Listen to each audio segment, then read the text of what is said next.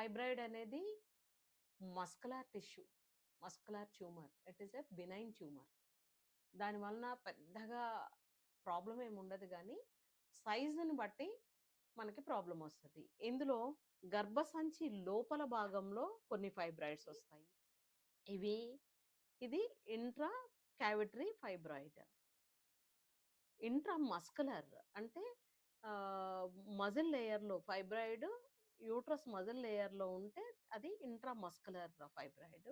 అలా గాకుండా ఇట్లా బయటకి ఉంటే సిరోజల్ లేయర్‌లో ఉంటే సబ్‌సిరోటిక్ ఫైబ్రాయిడ్. వీటిల్లోనే పెడంక్లేటెడ్ ఫైబ్రాయిడ్ ఇట్లా రకరకాలుగా బయటకి ఇట్లా గుత్తుల్లాగా బయటకి రావడం అనేది జరుగుతది. అసలు హ్మ్. ఇది స్త్రీలలో ఇదంతా uterus, ఫండల్ part, body and cervical part. This is vagina. ఇవి ట్యూబ్స్ ఇవి 2. ఇవి 2 ఓవరీస్. ఈ విధంగా గర్భసంచి మన ఫీమేల్‌లో ఈ విధంగా ఉంటది.